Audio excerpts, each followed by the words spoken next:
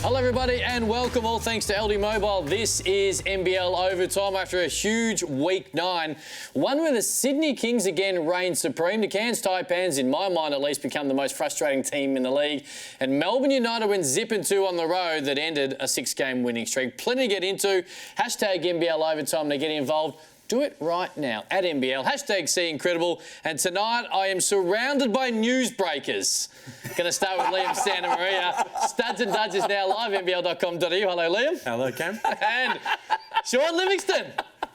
Corey Homicide Williams. You've always got to add strings to your bow, man. I didn't realise you had it in you, but welcome to you. What's going on, man? I tell you what, me alongside about 55 other 1,000 people fell off their chairs halfway through that game on Friday night. And yes. Your co-host and co-commentator might have been one of them. Took me by surprise. I was like, what? It was a huge... Sean Livingston's like, that's Sean Livingston? There's only one Sean Livingston. We'll get to that as the show does progress, but let's look back on week 9 and starting with that game with the Cairns Taipans. Welcome Melbourne United, and they were brilliant. Cameron Oliver, 26 and 13. Scotty Machado, your man, was again 3 straight double-doubles. They are a good, fun team to watch, and Homicide, they've got to bring this a little bit more, and they are a legitimate top 4 chance. Yeah, I was just talking to Liam a couple of days ago about had they won the game versus Illawarra, where would they be on the ladder right now? They would definitely be fighting for top 4 spot. So great work by them both. Especially they lead from the front. I mean, right now we're seeing highlights of Illawarra versus New Zealand. Those two dynamic next stars go at it again. And Liam, talk me through this. It was a lot of fun, but Sek Henry was the man who won the game. Stepped up in Corey Webster and Scotty Hobson's absence. 25 and some clutch defensive plays. Back-to-back triple-doubles for Lamelo Ball, of course. Now, you want to talk frustrating teams, Cam? Yes. Let's talk about those Brisbane Bullets. Are you still on the Brisbane Island? Or have you officially been able to cast away and get off? I'm sending smoke signals from Brisbane Island. I need someone to come pick me up because another 60-point first half and a loss. And, couple that with a really impressive performance from the Southeast Melbourne Phoenix. Their first win outside of Melbourne for the franchise. And second win on the road. Technically. And this one, of course, was the big one on Sunday. Sydney were unbelievable in that first half offensively. And Melbourne, remarkably, for a team as stacked as Melbourne are, they just had no answers. Yeah, they definitely had no answers. Casper Ware led that thing from the start to the finish. I mean, regardless of what the score was, it was a masterful performance by the Sydney Kings. And this game, we're going to get into it. Speaking of masterful performance. Oh, my God. Shout out to Daniel Johnson. 27 and career-high rebounds, 17. Yeah, 29. That was a clinic. It looked like he was in practice.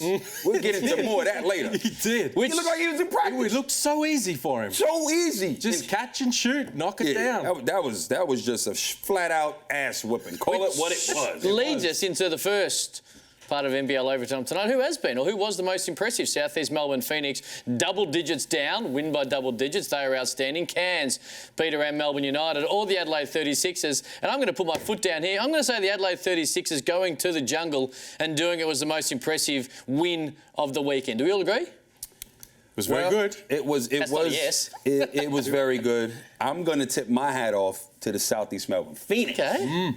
They lost 3 in a row. This team has got their asses whipped in Perth as well. So we did not know what we were going to see. For them to bounce back the way they did, they were down 16 in that third quarter and came back. We did the game, right? Right. And came back, locked up defensively, and won by 16. Kyle Adnam, oh my goodness. This is a quality pickup for him. Championship winning experience, goes back to his roots, and puts on that jersey behind you, Liam. And you have to give credit. He stepped up big. You have to give credit to Ben Madgen. Oh, my God. We've been waiting for this slump for him, shooting-wise, from beyond the arc to disappear. And he had a great game. Mitch Creek was Mitch Creek defensively. But all in all, great effort by the Southeast Melbourne Phoenix. They've been fabulous. Snapped a 3-game losing streak, got that win outside of Melbourne, ticked that off. And in big news for the Southeast Melbourne Phoenix. What you got? They are welcoming Ty Wesley back What? Next week? This week. Oh, my goodness. The grown man is on target, and he just needs to tick off one last fitness test later in the week, I'm told. And for their matchup against the defending champs at home, Him versus Nick K. Let's go. the grown man's going to be back. So Oh, my that God. spells, of course, the end of Jay Crockett's time with South East Melbourne, who has been really, really good. Yes. So he's now floating around. It'll be interesting to see whether someone snaps him up. Maybe Illawarra? Ooh. But Maybe. But great to have the grown man back on the hard work. Great work, Jay Crockett. I'm going to stick up for Adelaide, and not stick Go up ahead. for them, but I think their win on Sunday was masterful. You mentioned that, and while the end, very often we say, the game wasn't that much of a difference. It really wasn't. They should have won by 35, or at least that's what the dominant performance was. This is a team that, obviously, Jerome Randall's played with a couple of these guys. Jerome Randall. But he came in late, so there's going to be a little teething issue, and Joey Wright does such a wonderful job of us against the world. They were very unlucky not to beat Sydney in overtime a couple of weeks ago in Adelaide. A tip-in away from a W. And Brisbane, the same thing. Yep. They went to Melbourne, and really probably the only team to outwork South East Melbourne Phoenix. They were dominant from go to woe in that particular game. They continued to build, and they were outstanding on the weekend. And Daniel Johnson, we talk about frustration.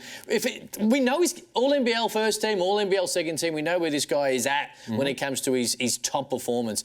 If he's able to put those type of performances up, we're talking about him in a Boomers situation, more so than just being a linchpin of that Adelaide 36ers team. Randall's been great, and Griffin coming off the bench has been a masterstroke. Yep. I have no idea if he enjoys it or not, but he's playing a hell of a lot better. Offensively, it works better for him and the team.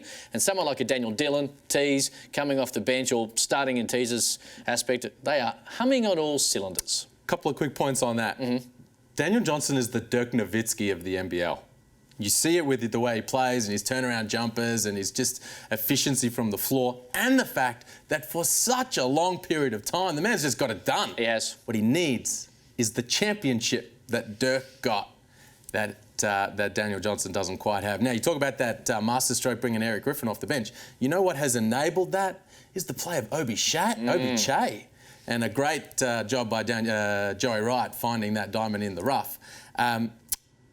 While we shout out all these teams, let's not let the Cairns Taipans just slide underneath. Most frustrating team in the league. I raised it last week, and I stand by it. Frustrating things going on. I'm frustrated. Man, I don't find the Taipans frustrating. I do. At all.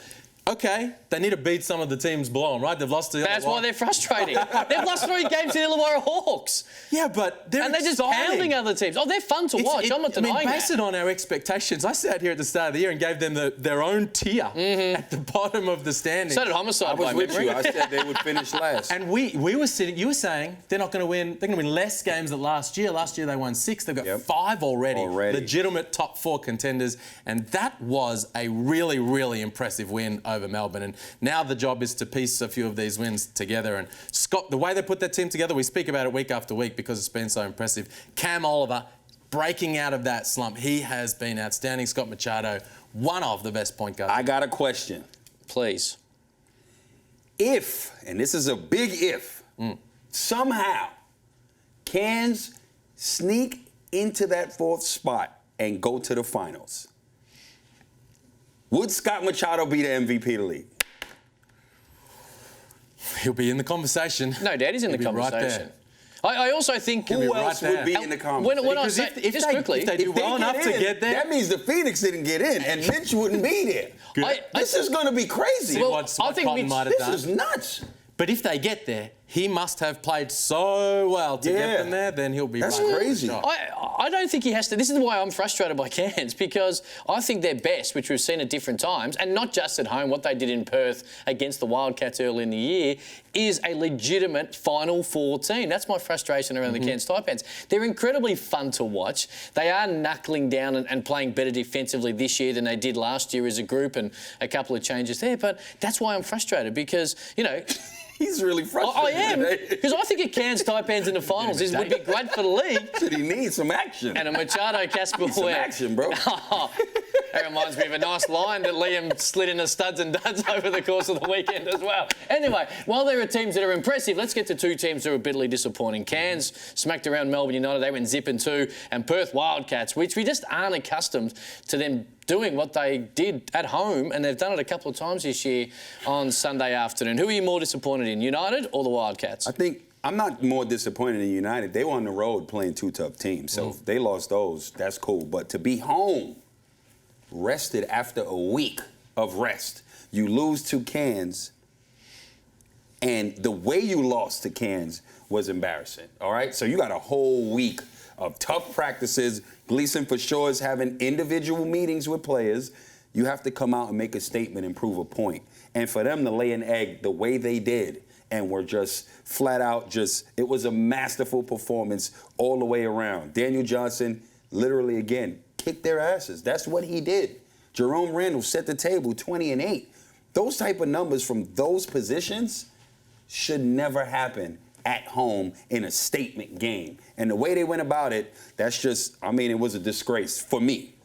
I put out a video, usually I go at them and I'm loud with all the theatrics. I was dead serious with what I said in that video. You know, can you save that stuff for NBL Overtime? I know it's hard for you to hold on to 14 hours. I give you more heat right here. Okay. I got the heat. I got heat all day. No, you do have heat all day. That's right. Yeah, go ahead.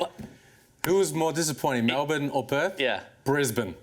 Oh, we could talk about all of them. The be honest Bullets. with you. What is going on with the Bullets? Pull it together. I've been backing you guys for the whole season. This is self-interest makes them the most disappointing team. Man, you want to talk about frustrating? This team, they're rolling and they're up and about, and then they just don't turn up after half time. And there's a lot of guys on that team lacking in confidence. There's a logjam of players on the wings. I've been pulling for them. I believe in Andre Lamanis. I believe in the idea of, okay, let's bring in a group of really talented players. Maybe the positional fit's not perfect, but they all are team guys with tremendous buy-in. We're going to make it work. They're not making it work. They're 5-7.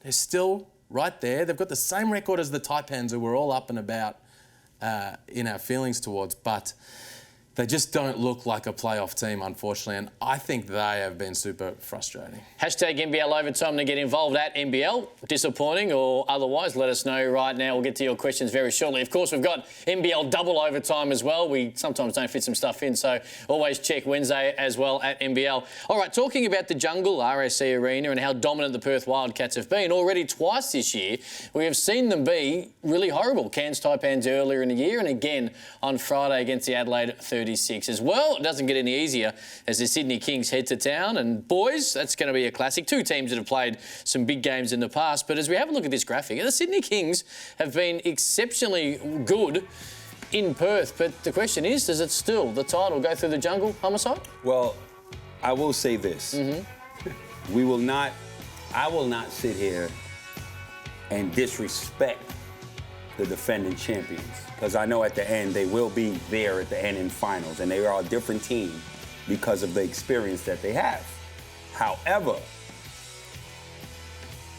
last week in Cairns, they just got mopped off the floor. A couple days ago, they got their asses whipped. Next weekend, they're going to get destroyed.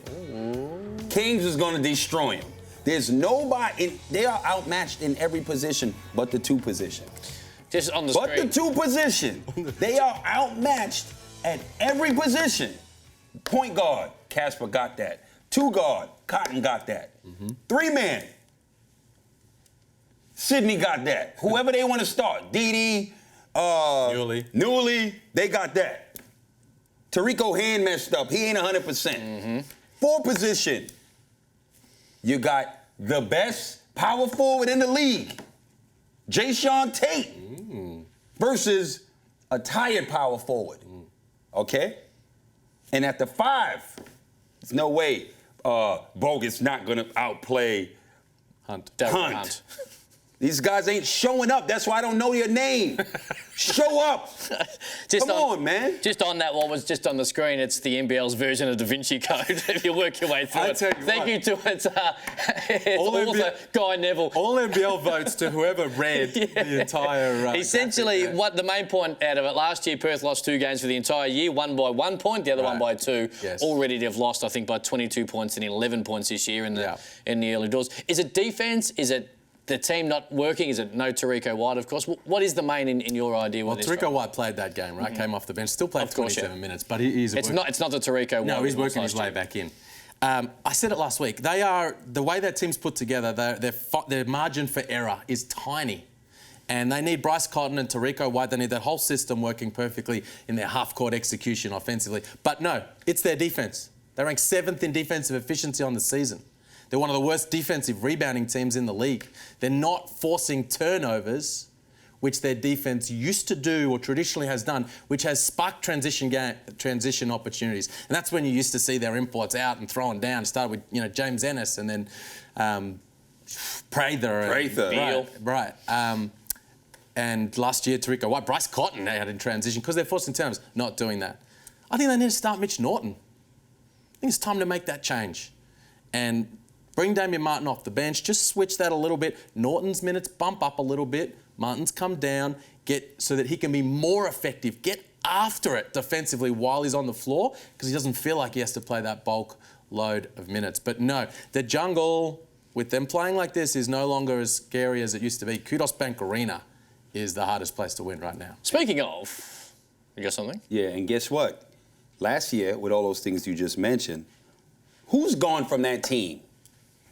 Angus Brandt. Mm-hmm. You're not just scoring on him in the post, right? Who else is gone? The heart and soul of that team, Greg Hire. They don't have anybody coming off their bench anywhere near that. That's where you're missing all of that. Bring Martin off the bench to bring that. And you know what else is going to be happening in that game? Speaking of the grown man coming back. It's my understanding that Kevin Lish is about to make his return to action this week. And I'll tell you this, they've waited long enough, so he's not coming back half-assed. He's coming back 100%. Mm-hmm. And you know what? That's the most dynamic, the best backcourt in the league. Kevin Lish, Casper Ware. 2-way-2. You want to lock up on D? I need some rest. Let you take Cotton for a little bit. All right, let me get some rest. Listen, get a rings to the Kings. So the Wildcats take on the Kings, then they come down and take on Southeast Melbourne with Ty Wesley back in the lineup. Big weekend for the Perth. Big weekend for Nick Kay, I tell you that. Hashtag NBL Overtime to get involved. What do you got there? What is that T-shirt you got just sitting there? I got this sent down to me. Hoops Capital, of course, has become... What is Hoops Capital? Is that an AAU program or something? AAU program. That's not bad. What is it? Well, the capital of basketball in Australia is Melbourne. That's the sporting capital of the world. Everybody knows that. Except Paul Smith, the owner of the Sydney Kings, who has tried to trump up the idea that that Sydney... so now Sydney has the wave he's saying, basically. Right. So they've made up these T-shirts, and I understand that Cam got wined and dined at Kudos Bank Arena recently. I wouldn't exactly say wined and dined. I got Paul Smith tells me that Paul Smith sent this down and said to give this to you on NBL Overtime because you said you were going to wear it on the show. No, that's not actually... You're going to wear this shirt on the show? No, this is what I said. This is what I said. Put it on over the card. What I said, no, I'm not going to wear it because, as I said to Paul Smith, I said, you make the grand final, you host it. Game 1, they've got a bar right next to Kudos Bank Arena. It's branded Sydney Kings. We will take NBL Overtime on the road at his expense, and I will wear it on the grand final game number 1. Now, they're trying to change the goalpost a little bit, so it got me thinking. Okay. How many games do you think legitimately this Sydney Kings team can win? We haven't spoke about the fact... 27 in the regular season. You give me a number... Give me a number and I'll agree to it. 27, I'll allow them 1, maybe 2 more losses. 23. As soon as they get their 23rd... We've got to go higher than 23. They won't go 23 and 5. They're better than 23 and 5. No. They just added a boomer. 24. All right. When they win their 24th game, I will wear this on the show. Okay. Over or without the cardi? I'm actually probably just going to cut the sleeves off like an old school college muscle shirt. Hey, speaking of Paul Smith, I don't know if we have it out the back. He also sent me something else. What else you got, A picture... Nah, we don't have it. Okay, we don't have it. I know exactly what that is, and I've kiboshed that. All right, quickly. Next Stars. We've got to talk Next Stars because Jonathan Giavoni and Draft Express released this morning latest mock projections for the 2020 NBA Draft. Lamelo Ball at 1, RJ Hampton at 5, Josh Green, who we kind of forget about, the Australian, at 16. But boys, we're not overly surprised by this, but it just continued validation. These guys are going really well. I'm going to say this. I've said a lot. You have? I'm going to start off with a couple of weeks ago we were here. Liam said, I'd like to see him get couple triple doubles or something. He did. Check and check. Tick. All right. 32, 11, and 13. 25, 12, and 10. Mm-hmm. When they have him at number 1, who else at the point guard position could put up numbers like that back to back in a 40-minute game? I don't know if.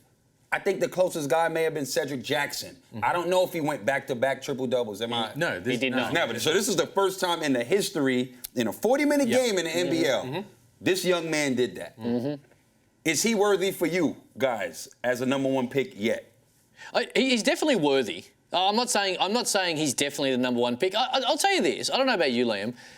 He was 10 times better the week before. I'm not saying he wasn't impressive on the weekend, but I also don't think he was as great as it's. The stats, there's too much fluff stats in sport wholeheartedly. And The when I looked first at that player game, in the history Yeah, no, in a 40-minute game in Australia I'm not trying to go back-to-back I'm not trying to triple-and-double. diminish how good this guy is, okay? I'm not saying you But I also think, I reckon there were 6 guys on the weekend in the NBL had a better game than that, minimum. I'm talking about Even though the stats might have suggested the world otherwise. for a number 1. Yeah, no, I know. I'm not Is saying, what I'm saying. He's not in the. I'm 100%. That's what I'm talking He's in the about. top 5. I wasn't as impressed Is by this Cole triple Anthony double. better than Lamelo Ball? I ticked off what he asked for. Well, not me. He did. We To did. be number 1. What's missing from you?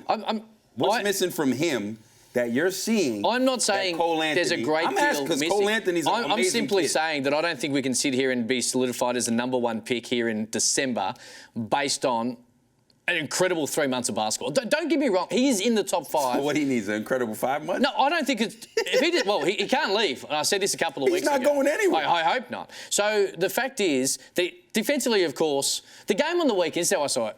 People have been whacking Russell Westbrook for that exact game for 5 years. He took a lot of bad shots. He didn't exactly play great defense, unlike the week before. He chased rebounds at different times. And when the game was on the line, he didn't get it done. Now, he's an 18-year-old kid, so it's got to be held into some type of perspective. But I also think that for the last 5 years, everyone's been whacking Russell Westbrook for chasing triple-double, and I've got a slight feeling about that on a weekend. The week before, I reckon he was 20 times better, and he was clutch, and they got the job done. I'm not saying he's definitely the number 1 pick, and I'm not saying he's definitely not. He's in that conversation. But I don't think the last 2 weeks solidifies. I was worried you were going to do a hamstring and you're losing your mind. I mean, I was Instagram post impressed you put up because the other once day. you see I've never seen impressed. anybody. I haven't seen a seasoned pro. You haven't seen a seasoned pro. None I'm of us impressed. have in this league. I'm just not definitely do going to say this. it. The thing is, I mean, he's been super impressive, and we spoke about it last week. His improvement over the course of the year has been tremendous. And Jonathan Gavoni and Schmitz and all of the draft experts and the GMs can see it, and they know that he is a level of talent that is worthy of the number 1 pick. Will he go number 1? That we don't know. That's Right, a whole other yeah. thing. Now, that's situational. It depends on Who who has ends picks, up with that pick. blah, blah, right? blah, If Charlotte right. have that pick, He'll Michael go. Jordan and It's Mike going to Kupchak, Cole. right? They're They probably going going to to take Cole. the North For Carolina sure. guy. Right. You know what we're going to do? Yep. Hold that thought. We're going to finish this conversation in NBL double overtime. Okay. Because there's 2 big things coming. Firstly, I believe... 2 big things? Yeah, one of them is Santa's watching, and I call it Okay. big so we know how big it is, and of course studs and duds on NBL.com.au right now, but there's been a slight tweak, Liam. What the hell have you done? Little bit of a different style to Santa's Watching this week, and we're going to start with my first appearance in Santa's what? Watching and my inability to explain why Casey Prather has been out of the Melbourne lineup in recent times. Casey Prather into the game for United. Missed the last 2 with back spangers, spasms. Excuse me. Back spangers, apparently. What is that? No, it's an issue that Casey Prather has had. To get you, I think I got one myself. The next one, of course, our man. Ah, yeah. Breaking news all over the country. Sorry, guys. I have to cut you guys off. I just got a text that is a blockbuster signing. I don't know if it's true. But I'm going to say it is because Mark Worthington just texted me and said, Perth Wildcats just signed Sean Livingston. What? What? I'm just telling you what the word on the street is. There you go. You actually cut them off Yes, talking from about calling the game. what was happening in the game. Thought I had a blockbuster. I had to tell the people. Could you hear my trepidation? Oh, I've heard you nervous before, but not at that level. Oh, man. Uh-oh. Anything else? Speaking of Wertho, did anyone notice him in the Adelaide Yes. polo? Yes. Did you hear Joey Wright's explanation? No. Here's what he was doing. Just being pretty. Talking trash. He didn't do anything but talk trash. Just being pretty. That was his job. Jay, come in, put a polo on you, and you just be pretty. We're a superstitious world. He'll probably get more games now because it worked for him on Sunday. And speaking of guys checking off what they needed to do, he got that job done. And guess what? Every game this season he's attended in RAC Arena, Oh, no. Perth have lost. Is that right? Yep, he went to the Cairns Taipans He game. never used to be popular there. He used to be popular, but good on you, mate. And lastly, of course, Xavier Cooks, the massive signing by the Sydney Kings. Boy, didn't things change with his circumstances quickly? Of course, your dad is assistant coach of the Illawarra Hawks. Is there any, hey, Zave, stay here, play with us? Yeah, there is. I'll play one day in the NBL, but right now I want to go to Europe and see the world while I'm young. Xavier, welcome to the Sydney Kings. How excited are you to be joining the club? I'm super excited. Just being here for the last 2.5 days, can't hold my excitement. Right now, I want to go to Europe. Next minute. You know what? Welcome to the Sydney Kings. With Brad Rosen, had a slight look in his eye like he was nervous, and then he wasn't exactly exuding excitement there with the Sydney Kings media girl Ash Stewart, but huge for the Sydney Kings. All right, I have a feeling that Xavier Cooks at some point in the next couple of years will feature in the LD Mobile NBL Top 10, but definitely not this week because he's not playing. Let's see who did. Round 9 is done. Let's have some fun at your Aldi Mobile NBL Top 10. At number 10, Melo Trimble on an easy little stroll to the hole, but Oliver twists the plot as Cam Flat swats that shot. Somebody send Melo a telegram that you're not getting that off against Space Cam in at number 10. On to number 9, and my name is Tom Abercrombie, and can't nobody stop me. Climbing up over the Hawks to hammer home the rock, arriving from the ceiling with feeling for New Zealand at number 9. At 8, Sean Long gets double teamed, but that don't mean a thing. Missing his first shot off the glass, but he's there for the rebound rim smash. Just a huge slam against Cairns at number 8. On to number 7, and Obi Shea gets the steal, but it's about to get real. It's a Super Dario dunk hunt, and Obi's gonna bear the brunt as that shot gets thumped at number 7. At 6, if Sean Long's Mr. Double-Double, then Lamelo Ball's Mr. Triple-Double, but this time, Sek Henry's got him in trouble, leaving the kid in the rubble, a massive denial, and he did it in style, and that gets Sek Henry in at number 6. On to number 5, and arriving by air for Sydney, it's Jayshawn Tate, and you gotta be kidding me. Jayshawn getting vertical quicker than a helicopter on this rim rocker as 24 gets up off the floor. Jayshawn in at number 5. At number 4, it's Melbourne getting bit in the snake pit as Kawat Noi tosses it up into the atmosphere, but never fear when Space Cam's near. Oliver goes way up for the filthy stuff at number 4. Look who's breaking free at number 3. Joe Lualo-Toole attacking Andrew Bogut at the rack, and once you go up, there's no going back. Folks, you can hang that poster with blue tack. Lualo-Toole with no fear of the reigning Defensive Player of the Year. He's in at number 3. At number 2, we're going to need more blue tack because LaMelo's going on an airborne attack after dribbling behind his back. Tom Abercrombie may want to cover his eyes because the kid can surely fly. Melo Ball in at number 2. But at number 1, can Melo go back-to-back? No! Let's talk about Sek, baby. Let's talk about steal and spree. Let's talk about all the good things happening for Sek Henry. Let's talk about Sek Henry delivering the salt and pepper on a play to remember at number 1 on the NBL. Oh, big shout out to NBA Bo, who, of course, is the voiceover and loves the NBL. He might be the number 1 international fan as it stands right now. All right, NBL double overtime at NBL. Get to it tomorrow. We've got plenty we missed out on, but plenty of questions. NBL News asking us on Twitter, Crockett, Deshaun Taylor, either of them a chance to end up at Illawarra? Yes. Which one? Either, but I understand the Illawarra Hawks have expressed some interest in Deshaun Taylor. All right, there you go. That's it. We got 5 seconds, so I've got nothing to say to you, Mr. Newsbreaker. Shout out to Sean Livingston. Love your work, man. Seeing you soon at NBL Overtime. We'll be back at double overtime. See ya. Peace.